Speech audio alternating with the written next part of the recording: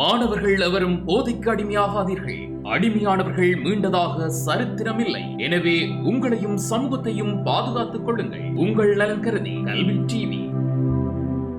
எங்களுடைய சைவநெறி பாடத்திலும் தரம் 10க்குரியது 2வது பாடம் சைவ வாழ்வு. சைவ வாழ்வு என்று சொல்லுகின்ற போது உங்களுக்கு தெரிய வேணும், சைவ சமயர்களுக்கென்று சில விதிமுறைகள் இருக்கின்றன. அந்த விதிமுறைகளை கடைப்பிடித்து வாழ்கிறது தான் வாழ்வு. அந்த விதிமுறைகளை நாங்கள் மேலோட்டமாக அல்லது சொல்லட்டு நாம் நம்ம நாட்டில் வாழுவோம் என்று வாழுவது வாழ்வல்ல. சைவர்களாகிய நாம் சைவ பண்பாட்டோடு சைவ நெறிமுறைகளை கடைப்பிடித்து வாழுவது மிக முக்கியமானது. அதுதான் எங்களை மேலே உயர்த்தும். அந்த வகையிலே சைவ வாழ்வு எப்படிப்பட்டது என்பதை பற்றி நீங்கள் பார்க்கணும். ஔவையார் எல்லாம் சொல்லி இருக்கின்றார். பாருங்க, அரிது அரிது மானிடராதல் அரிது என்றார் ஔவையார். எங்களுக்கு கிடைக்கப்பட்ட இந்த மாட பிறவி என்றது அரிது அரிது, மிக அரிதிலும் அரிது. புல்லாகி பூடாய் புழுவாய் மரமாகி பல்விருவமாகி பறவையாய் பாம்பாகி கல்லாய் மனிதராய் பீயாய் கணங்களாய் வல்லசுரராகி மினுவாய் தேவராய் என்றெல்லாம் பிறப்புகள் எத்தனையோ இருக்கு. இதுகளில் மானிட பிறவி என்று அரிது அரிது மானிடராதல் அரிது என்று அவை பிராட்டி சொல்லும். அத்தகைய அரிதாக கிடைக்கப்பட்ட இந்த மானிட பிறவியை நல்ல முறையில் பயன்படுத்த வேண்டும். கிடைத்தற்கரிய மானிட பிறவி நமக்கு கிடைத்திருக்கிறது. இதை தக்கபடி பயன்படுத்துவதே அறிவுடைமை ஆகும். அதற்கான வழிவகைகளை சைவ சமயம் வகுத்து தந்திருக்கிறது. சைவ சமயம் வகுத்திருக்கிறது. அதுவே சைவ நெறி. உங்களுடைய பாட புத்தகத்தையே சைவ நெறி என்று போட்டிருக்கிறார். அதுதான் அந்த நெறி முறையாக நாங்கள் நடந்து கொள்ள வேண்டும் என்று சைவ சமயம் என்று போட தெரியாமல் இல்லை, சைவ நெறி என்று போட்டிருக்கான். ஆகவே அந்த அந்த நெறி என்றதுதான் வழி என்றதுதான் பொருள். நாம் வாழும் வாழ்வு சைவ நெறிப்பட்ட வாழ்வாக சைவ வாழ்வாக இருக்க வேண்டும் என்றதுதான் அந்த சைவ நெறியினுடைய சாராம்சம்.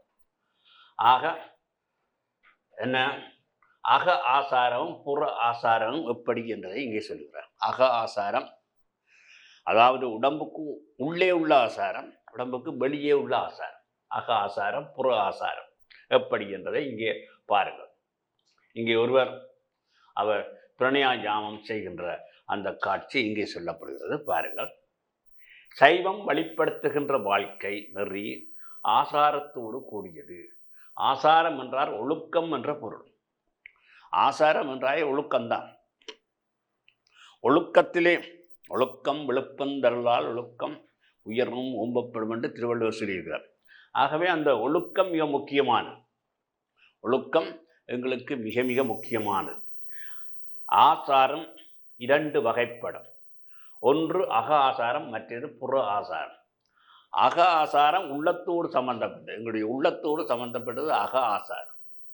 புற ஆசாரம் நமது உடலோடு சம்பந்தப்பட்டது. நாங்கள் புற ஆசாரங்கள் எல்லாம் வடிவாக செய்கிறோம். ஆனால் அக ஆசாரம் எப்படி என்று தெரியாமல் இருக்கு. மனதுக்குள்ள ஒன்று நினைச்சு கொண்டு செய்கிறது ஒன்று என்ன, அதாவது படிக்கிற வாரம் இடிக்கிற சிவன் கோயில்ன்ற மாதிரி இப்படியான செயற்பாடுகள் இருக்கக்கூடாது. அதைத்தான் சொல்லுகிறோம் அக ஆசாரம் புற ஆசாரம். உடம்பை தூய்மையாக வைத்திருத்தல், வீட்டையும் சூளையும் தூய்மையாக வைத்திருத்தல், சுத்தமான உணவை அருந்துதல், விதிப்படி பூசை செய்தல் முதலான புற ஆசாரங்கள். இது புற ஆசாரம். நாங்கள் முதலாவது உடம்பை தூய்மையாக வச்சுக்கொள்ள வேணும். என்ன, தூய்மையாக உடம்பை வச்சுக்கொள்ள வேணும். உடம்பு எந்த நேரமும் அழுக்கு படியக்கூடியவை. ஆகவே அந்த அழுக்கு படியாமல், அழுக்கு படிந்தால் அதற்கு ஏற்ற மாதிரி அதை குளித்து முழுகி இப்படியான புற ஆசாரங்களை ஒழுங்காக செய்ய வேணும். அது மட்டுமல்ல, புற என்ன செய்யணும், எங்களுடைய சுற்றுப்புறங்களையும் தூய்மையாக வைத்துக்கணும். பாருங்க, திருவிழா காலங்கள் அயலில் ஒரு கோயில் திருவிழான்னா நாங்கள் அந்த வட்டாரம் பூரா இல்லை இருக்கிற வீடு வாசல் எல்லாம் துப்புரவு செய்யும். என்ன, அதே மாதிரி நாளாந்தம் வீடுகளை துப்புரவாக வைத்துக்கொள்ள வேணும். அந்த துப்புரவுன்றது விஞ்ஞான ரீதியாகவும் அது முக்கியமானது என்று சொல்லப்படுது. என்ன, துப்புரவாக இருந்தால் நுழம்பு மற்ற எந்த விதமான நோய் நொடிகளுக்கு எல்லாம் ஆளாகாமல் இருக்கலாம் என்பதுதான் இந்த கருத்து. ஆகவே புறத்தூய்மை மிக மிக முக்கியம். நாங்கள் எங்களை வீடு தானே எப்படியும் இருக்கலாம் என்று இருக்கக்கூடாது. சில வீடுகளில் போய் பார்த்தா அந்த அந்த கிச்சன் பக்கம் போக இல்லாமல் இருக்கும், அல்ல பாத்ரூம் பக்கம் போக முடியாமல் இருக்கும். அப்போ அது எல்லாம் மிக மிக அவசியமும் அவசரமுமான வேலைகள். அவையில் மிக மிக துப்புரவாக இருக்க வரும். அவற்றினால பல்வேறு விதமான வியாதிகள் இவைகளெல்லாம் உருவாக்குகிறதுக்கு காரணமாக இருக்கின்றன. சின்ன பிள்ளைகள் எங்கு என்று வியாதிகள் வரும். அவற்றுக்கு துப்புரவு மிக முக்கியம். ஆகவே புறச்சூழலை நாங்கள் துப்புரவாக வைத்துக்கொள்ள வேண்டும். வீடு, சூழல் என நாங்கள் உணவுகின்ற உணவு இவையெல்லாம் தூய்மையாக இருக்க வேண்டும். விதிப்படி பூசை செய்கிறோம், இறைவனுக்கு விதிப்படி பூசை செய்கிறோம். இது எங்களுடைய சைவ ஆசாரத்தில் ஒன்று. காலை மாலை நாங்கள் இறைவனை வணங்க வேண்டும். இறைவனை வணங்கி பூசை செய்கிறவர்களும் இருக்கிறார்கள். ஆகவே அதையெல்லாம் கிரமமாக செய்து கொண்டு நிறுவனம் மனதிலே இறை பக்தியோடு வாழுதல். புற ஆசாரம் போக ஏன்னா அக ஆசாரத்தை மனதிலே இந்த இறை பக்தி இருக்கவன், இறைவனை சிந்திக்கின்ற தன்மை இருக்கவன். உயிர்கள் மேலே அன்பு காட்டுதலே இறை பக்தி தான். ஆகத்தான் சொல்கிறேன், இறை பக்தியோடு மனதிலே குற்றமான எண்ணங்களுக்கு இடம் கூடாது, நல்ல சிந்தனையோடு நல்ல பண்புகளோடு நல்ல நடத்தைகளோடு வாழுதல் அக ஆசாரங்கள். நல்ல பண்புகளை நல்ல எண்ணங்களை வேண்டும், அது மிக முக்கியம். அது அக ஆசாரம். மனதில் ஒன்று நினைத்து கொண்டு வேறொன்று செய்யக்கூடாது. சிலரை காண போகின்ற போது அவர்கள் இன்முகத்தோடு அவரை வரவேற்று உபசரிக்கிறது மாதிரி, அந்த இன்முகத்தோடு வரவேற்று உபசரிக்கிற போது மனதுக்குள்ளேயும் அந்த அந்த எண்ணங்கள் வர வேண்டும். மனதுக்குள்ளே அவனை திட்டி கொண்டு வெளியே சும்மா புறவேசமாக நடிக்கிறது எல்லாம் கூடாது. இவைகளை கொஞ்சம் கவனித்து கொள்ள வேண்டும். ஆகவே இவை புற ஆசாரம் அக ஆசாரம் என்று சொல்லப்படுகிறது.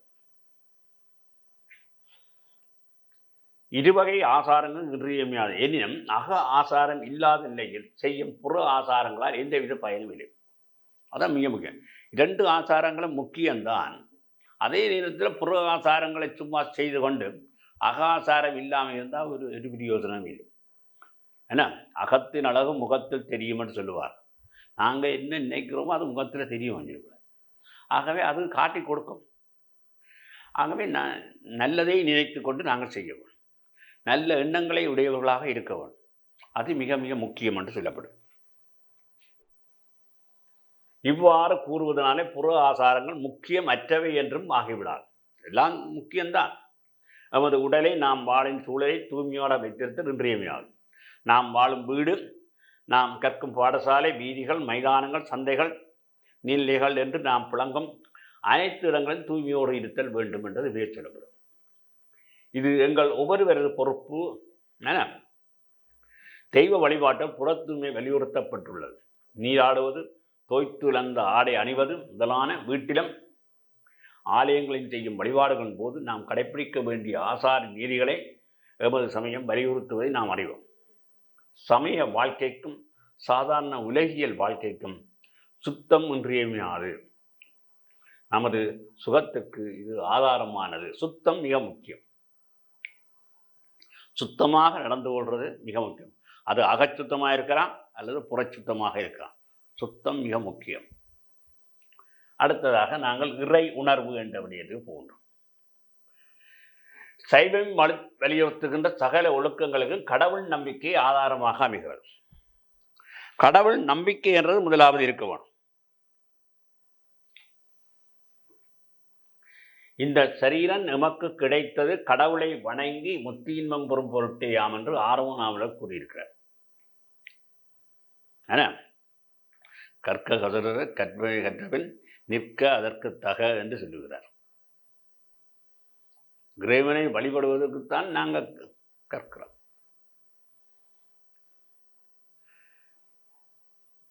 கடவுள் அருளாலேயே நமக்கு இந்த உடலும் உலகமும் உலகில் நாம் வாழும் வாழ்க்கையும் கிடைத்தன. இந்த வாழ்க்கையே எங்களுக்கு கிடைத்தது கடவுள் அருளால் தான். சும்மா இல்லை. அதான் அரிது அரிது மானிடராதல் அரிது என்று ஔவையார் சொன்னார். ஆகையினாலே நாம் கடவுளின் நன்றி உணர்வு உள்ளவர்களாக வாழ வேண்டும். கடவுள் மீது அன்புள்ளவர்களாக, பக்தி உள்ளவர்களாக வாழ்ந்து இறை இன்பத்தை பெறுதல் வேண்டும். சாதாரணமாக ஒரு நாய்க்குட்டிக்கு கொஞ்சம் ஏதாவது ஒரு சின்ன ஒரு உணவை கொடுத்து பாருங்க, கொடுத்து போட்டு விடுங்க, அந்த நாய்க்குட்டி போர் நேரம் மாற நேரம் எல்லாம் வாழையாட்டும். அந்த அளவு நன்றி உணர்வு அதற்கு இருக்கு. அந்த மாதிரியான நாங்கள் நடந்து கொள்ள வேணும் என்றுதான் சொல்லப்படும்.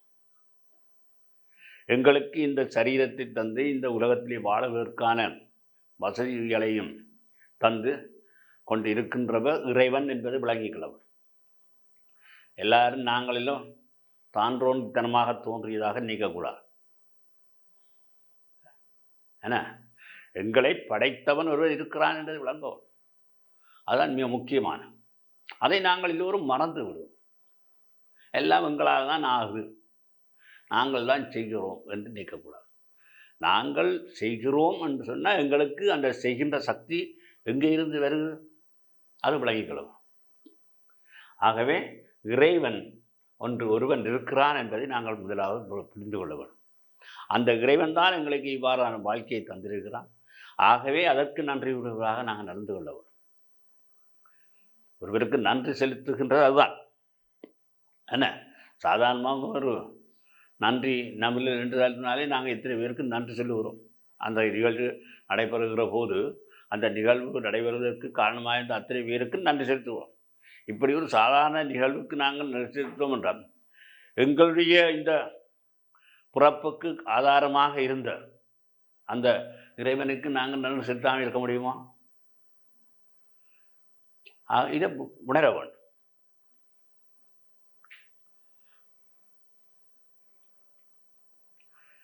கடவுளை வழிபடும் முறைகளை எமது சமயம் தெளிவாக எடுத்துரைக்கிறது. நாம் அவற்றை கடைப்பிடிக்க வேண்டும். கடவுளை வழிபடுகின்ற முறைகளை எங்கள் சமயம் தெளிவாக எடுத்துரைக்கின்றது. சரியை, கிரியை, யோக, ஞானம் என்று பல்வேறு மார்க்கங்களை எமது சமயம் வகுத்து தந்திருக்கிறது. சரியை, கிரியை, யோகம், ஞானம் 4 மார்க்கங்கள். எமது பக்குவத்துக்கு ஏற்ப பொருத்தமான மார்க்கத்தை நாம் தேர்ந்து கொள்ளலாம். எங்களுக்கு பக்குவத்துக்கு ஏற்ப பொருத்தமான ஏதோ ஒரு மார்க்கத்தை தெரிந்து கொண்டு அதன் வழி நடந்து கொள்ளலாம். இறை சிந்தனையோடு வாழ்ந்தால் தீமைகள் நம்மை அணுக மாட்டான்.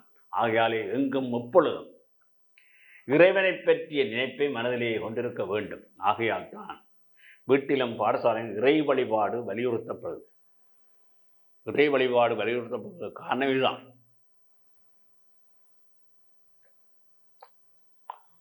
அற உணர்வு ஒழுக்கம் இல்லாது கடவுளை வழிபடுவதில் எந்த பயனும் இல்லை. சும்மா எல்லாரும் வழிபடுறாங்கன்னு நாங்கள் வழிபடக்கூடாது. எங்களை ஒழுக்கமாக வைத்துக்கொண்டு வழிபட வேண்டும். என எமது சமயம் அகத்திலே அன்பும் நீதியும் ஒழுக்கம் இல்லாத வெறுமனவே பூ, நீர் முதலிய பொருட்களை கொண்டு செய்யும் புற வழிபாடுகளில் உண்மையான வழிபாடாக கொள்வதில்லை. உண்மையான வழிபாடாக கொள்வதில்லை. சும்மா புற பூச்சாண்டி காட்டக்கூடாது. மனதில் வஞ்சகம் சூவாது வச்சுக்கொண்டு சும்மா பூ பழம் கொண்டு போய் சுவாமிக்கு கொடுக்கறது அர்த்தமில்லை. அகத்திலே அன்பும் நீதியும் ஒழுக்கமும் இறை வழிபாட்டுக்கு இன்றியமையாதன. அவற்றை உடையவர்களின் உள்ளத்திலே இறைவன் விரும்பி உரைகிறான். இது மிக முக்கியமானது. இறைவன் எல்லா உயிர்களையும் இருக்கிறான், எங்களையும் இருக்கிறான் என்றதை நாங்கள் விளைவிக்கிறோம். விரும்பி உரைவான் நாங்கள் ஒழுங்காக நடந்தால். எங்கும் இவையும் எரிகிற நீர் போல் தங்குவன் தானே தனி என்று சொல்லி திருவருட்பெயர் சொல்லு. எல்லா இடமும் இறைவன் வியாபித்திருப்பான். இவற்றை உடையவர்கள் உள்ளத்திலே இறைவன் விரும்பி உரைகிறான். மாறாக தீய எண்ணங்களும் தீய நடத்தைகளும் உள்ளவர்களும் உள்ள வழிபாட்டை இறைவன் ஏற்பதில்லை. அவரது பூசையை பார்த்து இறைவன் வெட்கத்தோடு சிரிப்பான் என்கிறார் நாவுக்கரசர் இதுள்ளார். என்ன சொல்றார் பாருங்க நாவுக்கரசர். நெக்கு நெக்கு நினைப்பவர் நெஞ்சுளே புக்கு நிற்கும் பொன்னார் சடை புண்ணியன் பொக்கம் மிக்கவர் பூவும் நீரும் கண்டு நக்கு நிற்பார் அவர் தமை நாணியே. மிக பொக்கம் என்றது பொய் வஞ்சகம் குப்பம் மிக்கவர். நெக்கு நெக்கு நினைப்பவர் நெஞ்சுகளே. புக்கு நிற்கும் பொன்னார் சடை புண்ணியன். அந்த இடத்திலே பொன்னார் சடை புண்ணியன் நிற்பார். பொக்கம் மிக்கவர் பூவன் நீரும் கண்ட. பொக்கம் மிக்க வஞ்சனை சூதுவார் இவர்களெல்லாம் இருக்கிறவர்கள் பூவன் தண்ணீரும் கொண்டு போகிறாங்க. நக்கு நிற்பர் அவர் தம் நாணியம். அவரை பார்த்து அவர் நாணி நிற்கின்றார். அவருக்கு செல்ல மாட்டார். எமது சமயம் பூசை முறைகளிலே அகப்பூசையை மிகவும் வலியுறுத்துகிறார். அகப்பூசை பூசலான் நாயனார் கோயில் கட்டினார். ராஜராஜ சோழன் கோயில் கட்டினான். அப்ப 2 பேரும் கோயில் கட்டுகிறார்கள். இறைவன் ராஜராஜ சோழனுடைய அவர் அந்த நாள் குறித்து போட்டு அவரை இறைவனை தன்னுடைய கும்பாபிஷேகத்துக்கு வரைச்சலை சொல்லுகிறார். அதற்கு முதலே அங்கே இன்னும் ஒரு அடியவர் மனதிலேயே கோவில் கட்டி தான் செய்கிற அந்த கும்பாபிஷேகத்துக்கு வர வேண்டும் என்று இறைவனை கட்டளை. எதற்கு போனார்? முதல் பூசலார் நாயனாருடைய கோயில், அந்த கோயிலுக்கு தான் முதல் போனார். அவர் மனதில் கோயில் கட்டினார். அங்கே போய் சென்று அந்த அந்த இதை கண்டுதான் பிறகு அந்த ராஜராஜ இதுக்கு போனார்னு சொல்லப்படும். அப்போ ஏன் என்று சொன்னால் அங்கே அவருக்கு அந்த அகத்திலே இறைவனை தியானிக்கின்ற பண்பு மிக உயர்ந்தது. அதனை தான் சொல்லுகிறார். புற ஆரவாரங்களை விரும்புவதில்லை இறைவன். இறைவனுக்கு பலவிதமான மலர்களை சாத்துகிறோம். அகப்பூசையிலே இறைவனுக்கு சாத்த வேண்டிய மலர்கள் 8 விதமாக மலர்கள் குறிப்பிடப்படுகின்றன. மலர்கள் 8 விதம். அவை அஷ்டபுஷ்பங்கள் என்று சொல்லப்படுகின்றன. அவை எவை என்று பாருங்கள். கொல்லாமை, பொறியடக்கம், பொறுமை, இரக்கம். கொல்லாமை, பொறியடக்கம், பொறுமை, இரக்கம், அறிவு, உண்மை, தவம், அன்பு என்பவை அந்த மலர்கள். விபுலாந்தன இறைவன் உவக்கும் இன்மலர்களாக உள்ள கமலம், கூப்பியகை காந்தல், நட்டபலி நெய்தல் என்பவற்றையே வலியுறுத்தியதாக நாம் அறிவோம். அப்போ பாருங்கள், அங்கே அட்ட புஷ்பங்கள் என்று சொல்லப்படுகின்ற இவற்றை தான் இறைவன் விரும்புகிறார். சாதாரண பூக்களை அல்ல. கொல்லாமை, ஐம்பொறி அடக்கம், பொறுமை, இரக்கம், அறிவு, உண்மை, தவம், அன்பு. வெள்ளென்ற பூமல்ல, விருந்த மலருமல்ல, உள்ளக்கமலமடி உத்தமனார் வேண்டுவது. அந்த உள்ளக்கமலம் என்று சொல்லி விபுலாந்த சொல்லுகிறார். கூப்பியகை காந்தல் சொல்லுகிறார். நட்டவழி நெய்தல். அவர் 3 பாடல்களில் இவற்றை வடிவாக விளக்கம்.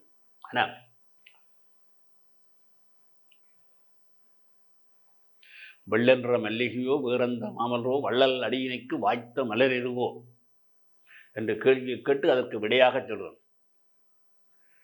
சைவம் வலியுறுத்தும் பிரதான வழிபாட்டு நெறிகளான 4 பாதங்களில் யோகமும் ஒன்று. யோக வழிபாட்டில் ஈடுபவர்கள் கடைபிடிக்க வேண்டிய 8 வகையான விடயங்கள் கூறப்படுகின்றன. அவை அட்டாங்க யோகம் என்று சொல்லப்படுது. அங்கே அட்டபுஷ்பம் சொன்னோம், இங்கே அட்டாங்க யோகம். அட்டாங்க யோகங்களில் முதலாவது இயமம். இயமம் என்றால் கொல்லாமை, களவு செய்யாமை, வாய்மை, பிறர் பொருள்களுக்கு ஆசைப்படாமை, ஐம்பொறி அடக்கம் முதலான அறங்களை கடைப்பிடித்து வாழுதலாகும் இயமம். இவற்றிலே நாங்கள் செல்லாமல் வாழுவதுதான் நியமம், யமம் என்று சொல்லப்படும். அட்டாங்க யோகங்களில் 2வது நியமம் என்று சொல்லப்படும். நியமம் என்பது தவம், தூய்மை, தத்துவ நூல்களை கற்று விளங்குதல், மன திருப்தி, தெய்வ சிந்தனை என்பன அமையப்பெறுதல். இது நியமம். யமன் நியமம் என்னும் இந்த 2ம் கைவரப்பெறவில்லை. ஆனால் ஏனையவை சாத்தியமாக என்று நமது சமயம் கூறுகிறார். இவற்றை சரியாக செய்யவர். இவற்றால் நாம் விளங்கிக் கொள்ள வேண்டியது என்னவென்றால், சைவ வாழ்விலே ஒழுக்கம் முக்கியமானது. அப்போ இந்த ஒழுக்கம் என்பது மிக மிக முக்கியமானது. அடுத்ததாக கடமை உணர்வு. இதுவும் மிக முக்கியமானது. நாம் ஒரு கடமைகளிலிருந்து தவறுதல் ஆகாது. செய்யும் தொழிலே தெய்வம் என்பது உயர்ந்த ஒரு கோட்பாடு. செய்கின்ற தொழில்தான் என்ன தெய்வம். பிரம்மச்சாரியம், இல்லறம், வானப்பிரஸ்தம், துறவரம் என்று 4 வாழ்க்கை படிநிலைகள் நமக்கு சமயம் வகுத்து கூறியிருக்கிறது.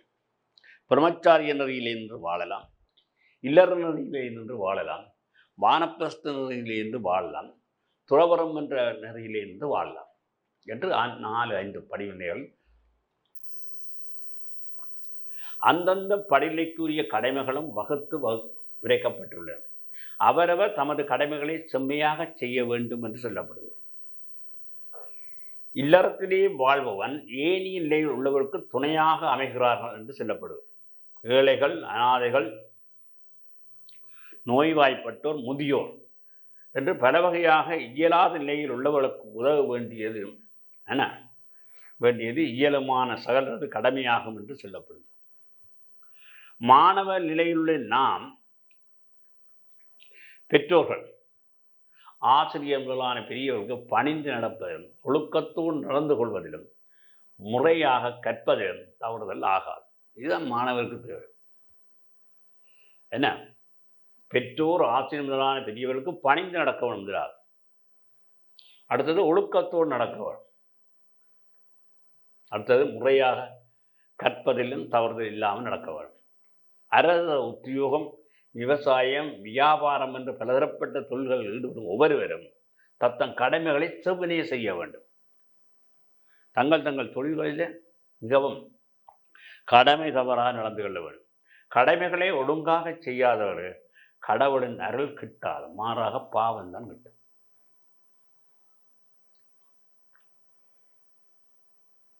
அடுத்தது சமுதாய உணர்வு. சமுதாய உணர்வும் மிக முக்கியமானது என்று சொல்லப்படுது.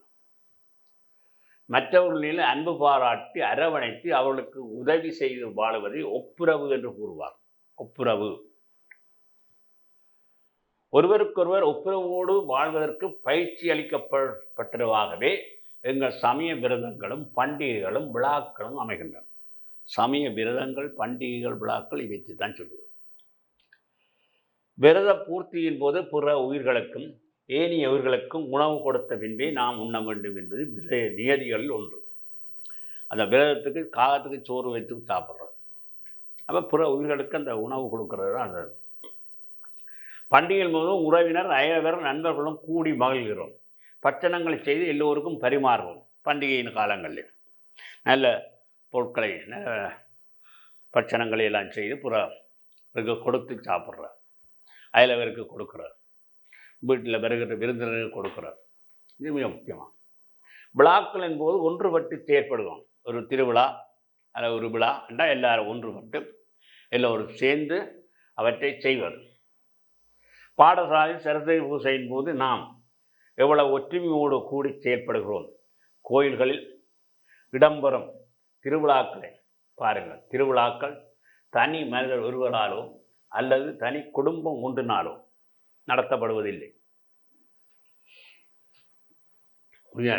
ஊரே கூடி ஒன்று திரண்டு ஒற்றுமையாக நடத்துவதே திருவிழாக்கள்.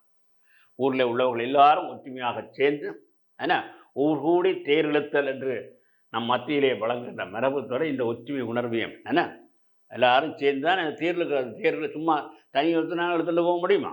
அவ்வளோ வேலை சேர்ந்து தான் இழுக்க. நம்முடைய ஒற்றுமை உணர்வு சமுதாய பயன் உடையதாக இருக்கிறது. ஆகவே இந்த ஒற்றுமை எங்களிடம் இருக்க வேண்டும். வீண் ஆடம்பரங்களுக்கு அதிக செலவு செய்யாது சமுதாய நலத்துக்கு, அதாவது சமுதாயத்துக்கு இன்றியமையாத அறப்பணிகள் ஒற்றுமையோடு ஈடுபடுவார். வீணான ஆடம்பரங்கள் கூடாது. சில கோயில்களில் வீணான ஆடம்பரங்கள் நடக்கும். ஒன்றுக்கும் 10 மேள கூட்டத்தை பிடிக்கிறார். இது எல்லாம் தேவையற்றது. மேளக்காரர்களுக்கு காசை கொடுத்து, லட்சக்கணக்கில் காசை கொடுத்து அதில் வச்சு கொண்டு வந்து அடிக்கணும். மேளம் ஒன்று தேவைதான். அதுக்கு ஒரு கூட்டம் காணும் தானே. அதுக்காண்டி 10 கூட்டம் அவர் 5 கூட்டம் கொண்டு தான் நான் 10 கூட்டம் கொண்டு வா. இது போட்டி. இது வீணான ஆடம்பரம். ஒருவர் முத்து சம்பரம் பிடித்தான், நான் வேறு இன்னொரு சம்பரம் பிடிக்கிறேன். அந்த மாதிரி போட்டி. இந்த போட்டியான அந்த போட்டி இந்த இதுகளில் இருக்கக்கூடாது, வீண் செலவு. இதனால் பகைமை உணர்வும் வளரும். போட்டி வர பிறகு பகைமை உணர்வு வரும். அந்த செயற்பாடுகளை கொஞ்சம் குறைத்து சமுதாய நன்மைக்குரியதான ஒரு செயற்பாடுகளை செய்யவும். அறப்பணியை ஒற்றி நடைபெற நாங்கள் ஒரு தேர் சுவாமி வர்ற தேர் ஒன்று தேவை அவசியம் என்று சொன்னான். எல்லாரும் அந்த தேர் பங்களிப்பு தேர் திருப்பணிக்கு கொஞ்சம் கொஞ்சம் கொடுத்து அந்த தேரை உருவாக்கி எல்லாரும் சேர்ந்து இழுக்கிறதுக்கு அது ஒரு அவசியமான ஒன்று. அதை விட்டுட்டு வீணான ஆடம்பரமான அந்த வான வேடிக்கை, மற்றது ஒரு முந்தி சொல்லுவார் சின்ன மலம்னு சொல்லுகிற நிகழ்ச்சிகள், இவையெல்லாம் தேவையற்றவில்லை. அவையெல்லாம் எங்களுடைய கவனக்கலைப்பான்கள் தான் அவை. அதனால சனம் தண்டை திருவிழா கூட சனம் பெருமண்டு நினைக்கிற பழக்கம் இருக்குது. அதுக்கான இப்படி வீணான ஆடம்பரங்களை செய்யக்கூடாது. அப்போ அது வீணான செலவுகளை உருவாக்குவது ஒரு பக்கம் இருக்கு, மற்றவருக்கான மன உளைச்சல்களையும் உருவாக்கும், கன பிரச்சனைகளை உருவாக்கும். பணச்செலவோடு மன உளைச்சலும் வச்சு. ஆகவே இந்த சமுதாயத்துக்கு என்னென்ன தேவையோ அதை ஒற்றுமையாக செய்யணும். அதுதான் திருவிழாக்கள் மிக முக்கியமான. 10 திருவிழாண்டா 10 திருவிழான்னு சிறப்பாக செய்கிறாண்டா ஒரு அளவு என்ன முக்கியமாக தேவையானவற்றை செய்கிறது தானே. அதை விட்டுட்டு வீணான ஆடம்பரங்களை நாங்கள் கூடுதலாக செய்வது எங்கள் மத்தியிலே பல இடங்களில் இருக்குது. அது தவிர்க்கப்பட வேண்டும். அறப்பணிகள் ஒற்றுமையோடு ஈடுபடவும், கல்வி கலை முதலானவற்றை வளர்க்கவும், ஆதரவற்றோருக்கு ஆதரவு நல்கவும், பொது நிறுவனங்களை அமைத்து பணியாற்ற வேண்டும். இதுதான் மிக முக்கியம். இப்போ பாருங்கள், வருமானம் கூடிய ஆலயங்கள் இப்படியான அறப்பணிகளை செய்யலாம். ஆதரவற்றவர்களுக்கு ஒரு மடத்தை அமைத்து அதிலே அவர்களை தங்க வைக்கலாம், அல்லது ஒரு அன்னதான நிகழ்வை செய்யலாம், அல்லது ஆதரவு இல்லாத குழந்தைகளுக்கு கல்வி கற்க வசதியற்றவர்களுக்கு கல்வி சம்பந்தமான விடயங்களில் உதவலாம். இப்படியாக ஒரு வைத்தியசாலை வைத்திய பணி, சில வேளைகள் சில இடங்களிலே சரியான வைத்திய வசதி இல்லாமல் இருப்பார். அங்கே வைத்தியர் கூட ஒழுங்காக அந்த வைத்தியசாலைக்கு சென்று வர மாட்டார். என்ன அந்த போக்குவரத்து அவர்களுக்கு வேண்டிய வசதிகள் இல்லைன்னு சொன்னால் வைத்தியர்கள் அங்கே போக மாட்டார். அப்படியான நேரங்களில் அவர்களுக்குரிய வசதிகளை வாய்ப்புகளை ஏற்படுத்தி அந்த வைத்தியரை அங்கே வரவழைக்கக்கூடிய அந்த செயல்பாடெல்லாம் மிக முக்கியமான. அப்போ இப்படியான சமூகத்துக்கு தேவையானவற்றை செய்யவும். அப்போ அது பெரிய பெரிய கோவில்கள், நல்ல வருமானம் உள்ள கோயில்கள் அப்படியான வேலைகளை செய்யலாம். வருமானம் சும்மா கட்டிடங்களை கட்டி கொண்டு போகக்கூடாது. இருக்கிற கட்டிடங்கள் காணும், இன்னும் கட்டிடங்களை கட்டணும் வேண்டும் விளையவும் கூடாது.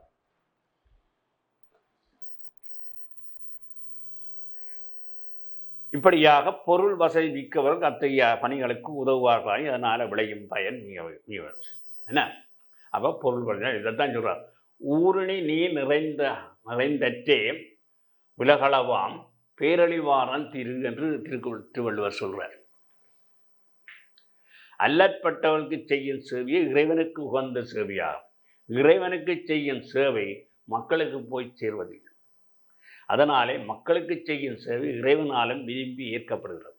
இந்த மக்களுக்கு நாங்கள் சேவை அது இறைவனுக்கு அனைத்தும். படமாட கோயில் பகவர்க்கு ஒன்று ஈயில் நடமாட கோயில் நம்பர்க்கு அங்கு ஆகா நடமாட கோயில் நம்பர்க்கு ஒன்று ஈயில் படமாட கோயில் பகவர்க்கு அது ஆமே என்று திருமந்திரம் இதை மிக வழக்கமாக சொல்லுகின்றது. இந்த அடுத்ததாக நாங்கள் கலை உணர்வு பற்றி வருகின்றது. இவற்றை நாங்கள் அடுத்த வகுப்பிலே நாங்கள் தொடரக்கூடியதாக இருக்கும். இந்த வகையில் சைவ வாழ்வு என்பது மிக முக்கியமான ஒரு வாழ்வு. அந்த வாழ்விலே நாங்கள் சைவ நதியிலே என்ன மாதிரியான விடயங்கள் சொல்லப்படுகிறோம் அவற்றை பின்பற்றி நடக்க வேண்டும் என்று கேட்டுக்கொண்டு இத்தோடு இந்த வகுப்பை நிறுத்திக் கொண்டு வரேன். நன்றி. கல்வி டிவியில் புத்தம்புது நிகழ்ச்சிகளை உடனுக்குடன் பார்த்து மகிழ எமது ஃபேஸ்புக் மற்றும் யூடியூப் பக்கத்தை லைக் செய்யுங்கள்.